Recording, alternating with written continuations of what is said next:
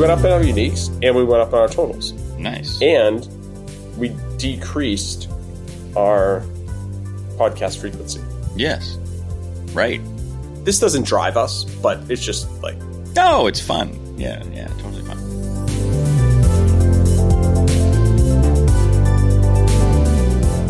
Welcome to I Like Batteries, a show where we explore the world of batteries. I'm Mike Muldoon. And I'm Jeff Lynch. Good early morning, Mike. It is early morning. Well, it's right at 7, so I mean, that's good. That's solid. It's earlier than we've been recording it's true. Last couple shows. That would be because it's been evening. So that's right. Anything would qualify for that. Exactly. But yes, good morning. It's always good to have a good morning. Hopefully, most of you, if you're listening to this, you're listening to it whenever you are. But if you are listening in the morning, your batteries were fully charged, or at least 80%. With some sleep, and that's important. So that's my health tip for maybe rolling into 2025, because for some of you, when you listen to this, it will, if you catch it the day it's pushed out, it's the end of 2024, but you might be listening to this in 2025. So as I do a lot with the show and we talk about batteries, I'm working on some really good things. I was working on it this past year, but there's going to be some awesome stuff rolling out for me on a personal note from in 2025 with, the human body, energy, and batteries. So one of those is you got to recharge them. You have to recharge yourself. So hopefully you get a good night's sleep. Did you have a good night's sleep, Jeff? Honestly, I did not. Oh, I'm so sorry. Well, I'm glad I asked. I'm more than 50%, so I think we'll make it. All right, good. Well, and with that, you had something that wasn't charging well. Exactly. Then you purchased something new. Do you want to roll into that for our listeners? And if they've been listening, they kind of get they know. This, yeah, this is the you have a good update. The quick SnowJoe update. So I'm still waiting for the replacement batteries from SnowJoe. They're actually waiting on me to send them pictures and or video of the non-working batteries sitting in the charger and serial numbers and all of this, what feels like nonsense. But it's starting to snow here in Maine, and I needed a backup and a different way. So I'm, you may know, invested in the Ego line of products with their batteries for string trimmer, lawnmower, leaf blower, etc., chainsaw. So I was looking at Ego 2-stage snow throwers and found the SNT2405, which is a 2-stage snow thrower. Comes with two 7.5 amp hour batteries, which are very beefy. They're the largest ones I now own. And it was $1,500. And the local Ace Hardware had a number of them, and they were already assembled. These are all good things. These are all fantastic things. Yeah. They claimed they could deliver it, but for free, quote unquote, but only if you live within 3 miles of the place. Ooh. And they couldn't do it the day I wanted, and it was going to snow the next day. So I rented a U-Haul pickup truck, went to the store. It was, 15-minute drive from my house. And the person who sold it to me helped me put it in the back of the pickup truck. Nice. So I'm cruising home, and this thing isn't light. And I'm thinking, how am I going to get this thing out of the back without dropping it and breaking it on the ground? So I'm looking around, and we're having some construction done on the house. So I was like, oh, do I have some like 2x10s or something that I can somehow attach to the tailgate and roll it down? And then I thought, my wife's set of snow tires was sitting outside waiting to be put on the car. So I stacked 3 of the snow tires up and sort of just tilted it off the back of the bed and sort of vertically down, sort of handles towards the ground. The wheels hit the top edge of the snow tires, was able to get it sort of balanced that way. And then I turned it again and rolled it down onto the first tire. So there was only like a 2-tire gap between where they were and where they needed to be. And off it was. So I thought that was fantastic. Anyway. This is awesome. And then Can I bring something else up that I looked at? You may. And then you can give me your assessment of how well it did. Ace Hardware, because you got it at Ace, right? That's where you got it? Okay. Has a 7.5 amp hour Ego battery for $399. Amazon appears to have the same one for $169. So we have quite a price delta on that. Are you sure it's an Ego branded battery at Amazon? I don't know. It says Ego on it, but that doesn't. It's the BA. It's interesting because this one says the BA 2800 and the other one says the BA 4200. Although it says compatible with, so I guess that's the piece. But yeah, compatible might be non-Ego branded. Exactly. But just to say, like, I'm just for our listeners, and we've talked about this, how much of the cost of the thing is the battery. Yes. Yeah, that's why I just want to go with that. So the $399, let's just call it $800 and what the cost was to you. So just FYI. Yeah. No, that's good stuff. And it did snow the next day. So I had I charged them up. And obviously they weren't full when I got them, but they did have some charge in them. Charged up just fine. There's a new style level indicator at the top. Previously, the batteries I currently have, you press a button and it basically is either red or green. And these have 4 or 5 wedges that, indicate percentage of some sort. Anyway, so it did snow. It was a pretty heavy snow. Cleared the whole driveway on a single charge, and there was still probably a third or more charge left in the snow thrower. Nice. When I was done. And the other nice thing is, obviously, I have 2 5-amp-hour batteries and another 2.5 that if I needed to do a second run before the battery's charged up, I'd be able to do, a similar job. Yeah. And especially, as you know, in New England, once you clear snow, the second and subsequent clearings go faster because you've got it all the bulk of it out of the way, and then you can just sort of do maintenance on the side. Oh, yeah. Yeah, 100%. Actually, I forget to put this in notes or talk to you pre-show.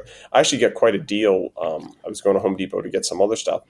They, they clear out some stuff at the end of the year. So Ryobi had one of those, like what I'd call it, like pressure washers, but they're just the single pressure washer. It's not a big one. That was handled, and I have an 18-volt version that's 300 psi and does okay for like chairs and things. Right.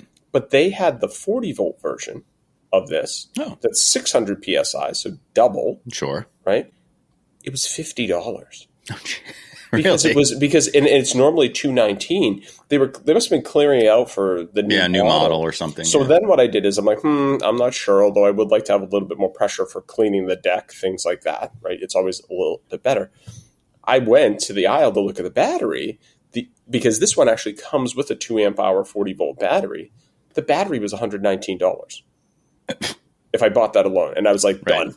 Yeah, done. Absolutely. Yeah, done. I mean, so sometimes, and this is for our listeners, sometimes you might want to buy it for the battery. I mean, I bought it because I'm going to use it as well. Of course. Yeah. But this was just a good deal. So and we talked about once I get my SnowJoe replacement batteries, I will sell the SnowJoe snow thrower to offset the cost of having acquired a new one. So. Which is kind of what you do. So obviously last episode we talked a little bit about your EV time, right? Yeah, it was basically the whole show, Mike. Yeah. Do you want to go? Right. Well, that's okay. I sat back and listened. It was very interesting to me because I've yet to do this, so I liked it. But then, as we often do, Jeff and I, after we hit the button and say goodbye to all you, we do a little bit of chatting afterwards. And so one of those chats was just a ad hoc reflection, and the other one was like, hey, is there any other services? So what we decided to do is what we're trying to do better this year, which is if you listen to one episode, listen to the next one, and we kind of follow up. So do you want to, with that, there's your hook to be able to roll. There you go. Awesome. Yeah. So again, after the show, and I was thinking about this, there were some charging options that I missed that I wish I knew about, but for next time, now I do. I ended the show last time thinking maybe it's not worth it to rent the EV because of the charging network. I'm like, And then we knew, I think I mentioned, there is an adapter to adapt the CCA charger that is in the Ionic 5 to Tesla supercharger stations, but that was not included in the rental. And you wonder how that would work logistically anyway. Those things would probably walk away pretty easily and be hard to keep track of. So I went on Tesla's website for the supercharger network, and they have a reasonably nice map. So I went to Charlotte, North Carolina area, and just south of the airport or anyway, there's a smattering of stations, and there's different icons. And I think this is the point I wanted to make solely, is there are some newer supercharging stations, which do north of 150 kilowatt charging, that have built-in CCA adapters in them. And there's one just south of the airport. I was west of the airport, so I came, from the west towards the airport. But there's one just south of the airport, not far, that indicates that it has one of these newer CCA built-in adapters. And if you look at their iconography on the website, there's a bunch of stations where there's pure superchargers, and there's what appears to be the supercharger adapter, or the NACS, the North American Charging Standard, which basically is the Tesla charger. But these have a little lightning bolt with some what look like Wi-Fi symbols coming out of the side of them. And those style icons indicate that it's one of these newer stations. So I'm renewed in thinking about, like, hey, maybe this is actually something. If I rent Charlotte again, like that's the place I'm going. If I end up renting an Ionic 5. So I wonder if maybe one of the things is, and we all do this, like when we go out to Ohio, I'm always researching gas stations, right, that we can stop at. We don't have to make as many stops, but have as a good price on Gas Buddy, right? That's what I use to be able to do. Maybe the take-home message for our listeners is, if you're going to rent an EV, do some homework before. Yes. Right. Absolutely. I think we're doing homework for you after, to be able to say, but that's kind of a cool one. The other question I had, it just came up now in my mind, which is good. This is how we do the show, is I wonder is it less expensive if you have a Tesla to charge there versus not? Yeah, I think it is. I think it's like, and they indicate, the language sounds like maybe it is, because it's like 49 or 50 cents a kilowatt hour for non-Tesla EVs. Got it. And you would think, I figured that, but it was just one of those, like, obviously Tesla put a Tesla infrastructure in for Teslas. And obviously if you were an early adopter and you had that, it was quote unquote free. And maybe if you still have that vehicle I'm not sure if they're still grandfathered or not, but that's the type of thing. But I think clearly we're going to see some changes in adapters, and I know you did a little bit of work on that as well. So you want to dive into that? Yeah. The other part of this is Tesla has opened up their charging standard. So that's why I mentioned before, NACS, North American Charging Standard, is the Tesla adapter, and a number of companies are now licensing this. And in 2025, there seems to be a bunch of other car manufacturers who are adopting this as a standard. So like literally a Tesla plug in your, as I go through the list, most of these are starting in 2025 or in their 2025 models. All the names you might think of: Audi, BMW, Fisker, Ford, General Motors, Genesis, which is now its own brand, Hyundai, Kia, Lucid, Mazda, Porsche, Rivian, Scout Motors, who is a newer one, Subaru and VW and Volvo and Polestar and Nissan and Toyota. I mean, like, so who's not here? Who isn't? Right? We'd have to do that. We'll play that game. But I think it's important to know. I think as you buy a used EV, where you just know your adapters, and we did a show to talk about that and doing those things. But the other piece that was interesting, and I brought this up to you, and I think because we were talking at one point, you were going to rent from Turo. I don't remember where it was. I feel like it was in Hawaii. Maybe I'm making this up. It was Hawaii. Okay, so I'm not making it up. That's good. That's good. Yeah. My brain's working well. It had charged well. But what's Turo's policy? And for our listeners, if you're like, what are Jeff and Mike talking about? Turo, let's just explain what Turo is for you. So Turo is a service where, very much like an Airbnb, you can rent out your own place. Turo says, hey, you can rent out your own car. So example, you have an EV, you have a Tesla, and you want to essentially rent your car to somebody else. I think it was like a surplus thing if you're not using your car. At this point, some people actually buy cars to be able to rent out on Turo. You know what I mean? Some people do that. But we were curious because we reviewed what Avis does, we reviewed what Hertz does, Enterprise, in terms of if you didn't fill it up. We did a little research on Turo. And the other fun part about Turo is you can rent a fair bit of EVs. Jeff and I were playing a little bit, have fun with this, and we found if you decide to want to go down to Miami, you could rent yourself a nice little Porsche electric and have some fun for a day for not that much money. But we'll get into the charging too. You want to take that? We can take the Porsche one because I know you're interested in that. Yeah, of course. Yeah. So probably, so if this is if you rented it for a single day, it's $120 a day for a 2022 Porsche Taycan Cross Turismo, which is a Taycan 4 Cross Turismo, which means it's all-wheel drive. And Cross Turismo is their just fancy name for a wagon. And yeah, for 120 a day, if it's more than a couple days, I think it went down to like, I don't know, it was under $100 or something, or right around $100.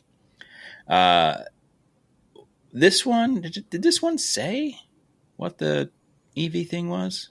Yeah, I think what we found was it was like very similar type of $30-something. We weren't sure if that was something that was set by the person renting or if that's set by Turo. Set by Turo in terms of that. But they were much more lenient in terms of how much you had to return the car with in terms of charge. That was I know the Audi e-tron one we found in Massachusetts, which was similarly priced $108 a day, does say there's a prepaid EV charge, which you could save time by paying $28 per trip and returning with at least 30 miles of range. Right, which I think 30 miles of range, if you look at somebody's ability to return it, is much more lenient than I think we saw at Avis or something, because they're giving you percentage, right? So I think this is a little bit different way of looking at things, how Turo does, like how much range you have up. And my guess is the 30 miles is so the person who's renting it to you can actually go and recharge it. Get home. But the onus is more on them to recharge it in terms of those things. And so that'd be interesting. I mean, because if you found, I mean, there are level 2 chargers that are still free. So if you were somebody who is renting it and knows where those are, you could essentially recharge it for free and then, you know, kind of get that going. So that's definitely something interesting in terms of, but so check out Turo if you got a service and you're trying to look at things. Yeah. Turo.com in case. Oh yeah. So sorry. We should have included that for folks in terms of that. No worries. We just did. Thank you for updating that for our listeners. And you know, one of the other things we often say, but we feel it's important to be able to do is to thank. I thank Jeff in pre-show, but I'll thank him now for doing a great job in making sure that we get the editing done. Sometimes there's very little, sometimes there's a little bit more. Depends how we're doing. We don't do a ton of editing, or you don't do a ton of editing. No, I think it's usually for those of you who have listened to the show once or twice know that we always have like a little like intro teaser bit, and it's generally trying to find some little hook catch to start the podcast with. But 100%. Otherwise, 100%. yes, there's very little editing nowadays, I'll say. Oh yeah. Versus January 2020, let's say, when we first started. Yeah, and therein lies. Thank you for the segue, which we get so much better about segues in this, and as well as using segues. My son has been using the segue quite a bit. He's probably using the good old 9bot more than I have, but that's great. I mean, he's using it. We're using that. But what we did want to talk about is when you listen to this, we have finished year 5. 2020, 2021, 2022, 2023, 2024. That's 5 years that we've had the podcast. So we want to send a thank you out to Jeff for doing this and being a great co-host for 5 years. And likewise to Mike, of course. Yeah, it's fun, and we enjoy. We actually do. We've talked about this many a time. We have enjoyed this. I got something the other day. Somebody was asking about starting their own podcast. And I think I guess we'd say we're experienced at that. You would think. I mean, yes. This is episode 220, right? 221. 221. So but technically we've done 220 episodes, right? Yeah, as of recording this. Yeah, okay. It depends how you want to look at it. Glass full, glass half empty.